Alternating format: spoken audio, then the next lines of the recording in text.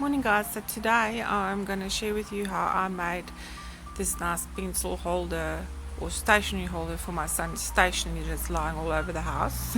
I made it a long way so it could go at the edge of his desk at the back. Let's get started.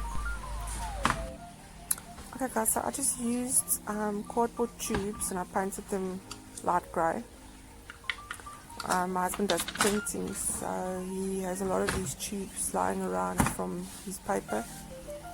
So I just asked him to cut them up for me on the table saw and painted them. Very easy. I'm sure if you can even ask printing companies to, because I'm sure they'll just throw these away and get some of them. You can also buy them at box shops. The box that sells them as well, the big tubes. I use them for shipping.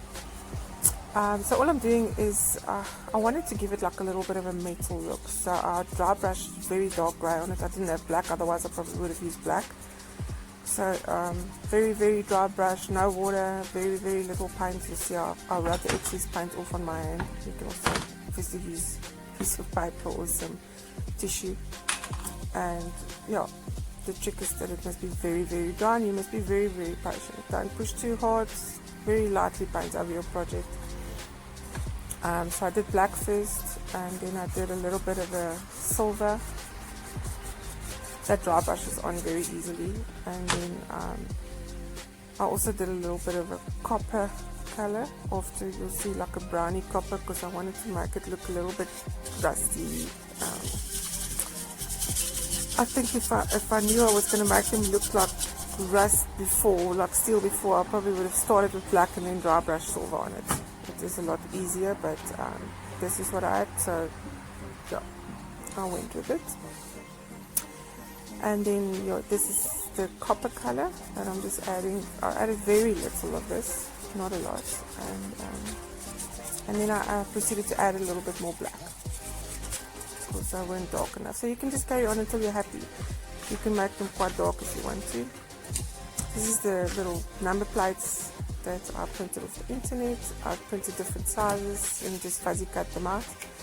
And now I'm just going to Mod Podge them onto the tubes. So I decided to put a big strip at the top and then a narrow strip at the bottom, and I even put some in between.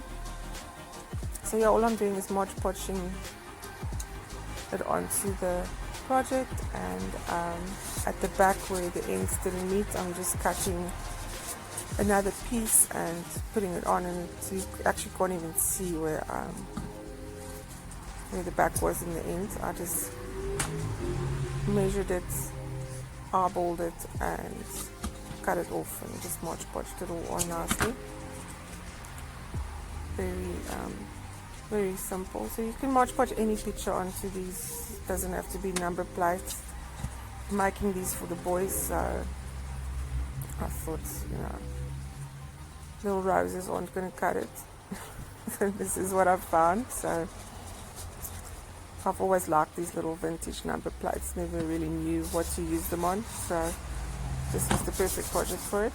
And then I went to make the labels of the pen and pencil holders labels on PowerPoint. So I downloaded a little, or copied from the internet, a little plate, little rusty edges, and then I just put a text box over it with my my label description and Mod Podging them onto. They look white on the video, but they're actually like a silvery blue grey color, like a dove grey color.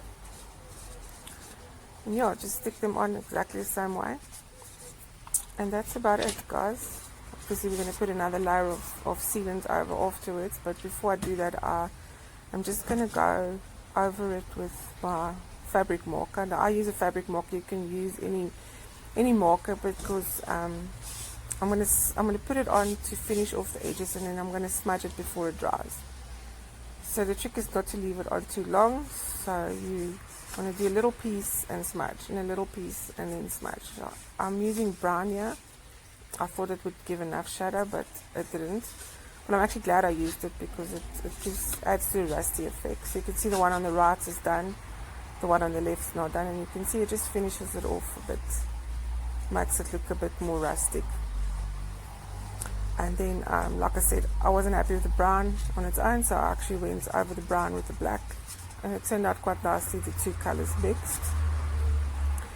So yeah, I'm just finishing off the whole project. Well, there's most of them done, and then I'm gonna just clean up where I missed paint, and then yeah, then we're gonna seal it. You can seal it with Mod Podge. I use Polywood Armor. Okay guys, so I'm gonna mount my tubes on this piece of wood that I just stained with Polywood stain and gel stain that I mixed. I had it lying around. You can use any stain you want, you can leave it plain. And I'm just lining up all my tubes to make sure that they're in the right spots where I want them. And then I'm going to take some normal wood glue and I'm going to stick them down onto my base. I just put glue in a little container and I use a paintbrush to put it on, just less messy. And then when I stick it down, I just use a dry paintbrush to just wipe off the excess and let it dry. I let this dry properly. If I was you, like at least 1 or 2 hours, so you know it's nice and secure. You can see it's nice and neat. There's no excess glue that's sticking out or anything like that. And yeah, stick them all down. That's it, guys. So some more photos. Like I said, I made it long way so it can go at the back of his desk, so it's out the way as well. And was a nice easy little project. He loves it. Goes nicely with his room. There you can see how nice and grungy it looks with the koki, with the shading. Just some more photos. And yes guys, if you like the project, like, subscribe, share, and let me know if you want to see more like this. Bye for now.